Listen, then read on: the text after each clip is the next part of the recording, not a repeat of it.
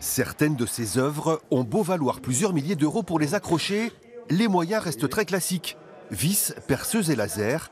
La scénographie, un vrai casse-tête quand on expose, tout compte. Le lieu, la hauteur des plafonds, la lumière, sans oublier les thèmes choisis. De ce côté, c'est le Vietnam, et de ce côté, c'est l'Irlande. Accroché, un moment où il ne faut pas se rater afin de mettre en valeur le travail de ces photographes. C'est quand même un métier de mettre au mur. Donc on commence par, comme vous avez vu là, par tout mettre par terre, pour avoir la chronologie souhaitée, pour que l'histoire soit juste.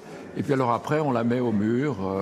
Et puis là, on joue un petit peu avec l'espace, pour pas être toujours linéaire sur une ligne. À un moment donné, on en met, comme vous voyez, 3 les unes sur les autres, pour que ça donne un peu de rythme, un peu de dynamique. Autre espace et autre ambiance. Ces tirages, Constantin les connaît bien.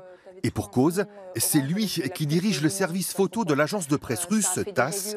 C'est la première fois que l'agence participe à la Biennale, une présence qui relève presque du miracle. Tes photos là, elles sont arrivées en rouleau super serré.